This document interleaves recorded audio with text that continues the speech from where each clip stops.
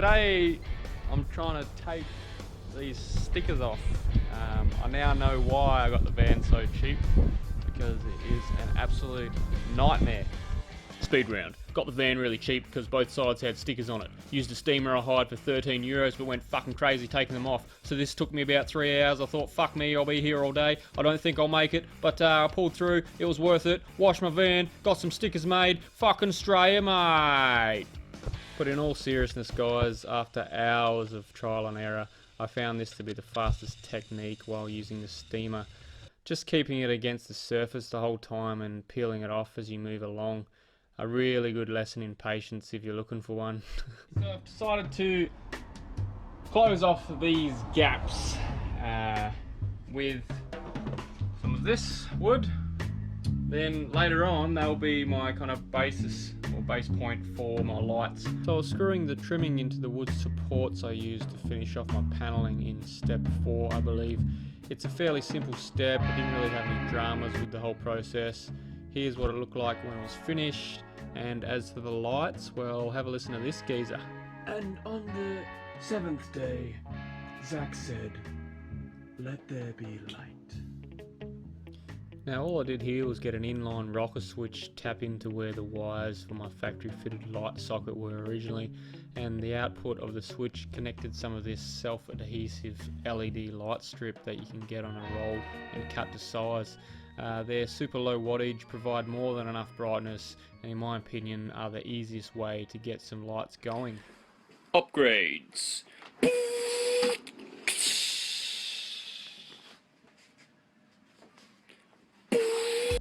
Lawrence is back, and over a few too many beers the night before, we came up with this idea for a seat and table. Now it's a really simple design again, but just a brilliant use of space. So all I did was get another smaller sheet of plywood. This time cheaper was okay to use because it wasn't going to be too weight bearing. I got my 4 drawer runners for my retractable tabletop, 4 eye bolts, 3 hinges, 2 carabiner style clips, and a bit of 150 kilo weighted rope for the seat. So for the table, I just cut my wood to size, checked the distance was still okay when the bed was down, screwed in the drawer runners and attached the tabletop to the runners. Pretty simple. The seat, you want to work out a good height and distance for when your table is extended, something that's going to be practical and comfortable when you're sitting down. Then we attached a base sheet of plywood which will help with taking the stress off the bookshelf that we turned into your storage in step 6. So you just cut your wood to size, generally being the same width as your table. Attach your hinges to the base sheet of plywood, and once that all looks nice and level, screw the hinges to the bottom of your seat. You might have to play around a bit here to get the spacing and levels right when it folds up and down. Then you just screw 2 eye bolts into a solid point at the back of the storage compartment. So you drill 2 holes so the rope can come through the wood, attach your carabiner clips to the rope, screw in 2 more eye bolts to your seat, and just clip them on and off when you want to use it. My GoPro ran out for that bit, but if you watch the next video it should make more sense on how it all works, and you should be able to pick it up and figure it out yourself. So good luck with that. I did the trimming a couple of days ago on the door here. Came out pretty well, so I'm just finishing it off on this other side now. So we'll get that done today. So don't worry if you're a little bit confused after that last step about how to complete your table and seat. After this little time lapse you will have a video that will make it a bit clearer so you can kind of work it out. For this last bit of paneling I did on the back doors here, when I was doing my wood paneling for the rest of the van I kept all my offcuts. Now these came in really handy here when I was finishing off the trimming and the doors and stuff like that, because most of them were about the right size and I only had to make small cuts and adjustments so they could look good. It's pretty self-explanatory stuff. Just cut it as close as you can kind of get it. Don't be too pedantic about it. It's better than it will be, and you shouldn't have any problems, guys, so just give it a go. Alright, let's go for a little tour, eh? Coming through here. This is my little fold down seat and table that comes out so you can eat your meal at night. It just pulls out like this, just on some runners. Plenty of room to sit under there. It's good height, comfortable height to eat at. Just push that back in, locks away. When you're done eating, show you the seat. It's just got two little hooks, or two little clips I should say. Unclip them, folds down. And you got plenty of room for to walk through and to cook or whatever. And up in the corner there is where I hang my hammock, which runs through the whole van, which is pretty cool. So yeah, when you're finished doing that, you want to go to bed. A little hook here, so you just pop that up. Down the bed comes.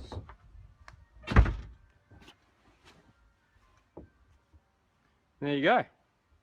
That's me for the night. Speed round. Bought some pretty groovy looking curtains. Got a couple of cushions for the seat and table. Bought this wooden chest second hand for €50. Bought this little storage thing second hand for €7. Fuck me, that's cheap. Love you, mum. Mounted the storage thing on the wall. Hung up my guitar and my pots and pans. Got my surfboard in. Fucking flex that shit because I'm a happy man that the van is done. Pose! Okay, now let's take a moment to relax, breathe, and see the progress shots of the van build. Oh my god, it's a hammock! So that's about it for me and the van build videos, guys. I hope you enjoyed it and it was informative enough for you to kind of get an idea of how to have a crack yourself. So a bit about me. I've been living in this girl for about 1 year now. I decided to completely immerse myself in the experience, and it's kind of why I haven't really posted anything over the last year. But now I've got a bit of a place I can call home for a bit and process everything that's happened over the last year. So there will be some videos coming out, a couple of things to look forward to. A full van tour video should be done over the next couple of weeks. Be answering a few questions like, you know, how do you afford van life, visa restrictions, you know, some of the things I kind of learnt traveling around Europe, and just basic things that kind of will help you guys out when you decide to kind of jump in yourself. So if you want to follow my journey, I suggest subscribing. I think if you do that, you'll get automatic updates whenever I post something. Still working it all out, don't really understand it, to be honest. Also, I love hearing from you guys, so any comments are more than welcome. Let me know what you think, what you want to see next, any questions you got. I'll try and answer what I can and help you out when I can. Constructive criticism as well is always welcome. I believe that it's a good thing to kind of improve you as a person.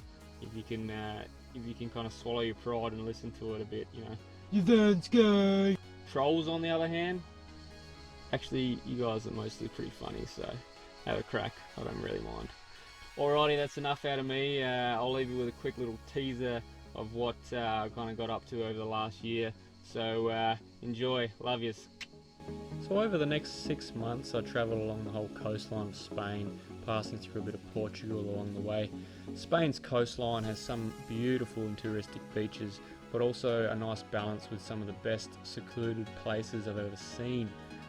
Ducked inland sometime to see a bit of the countryside, experience some of the desert and mountainous areas. It's really a completely different feel to the coastline, and sometimes it's almost like you've entered a different country.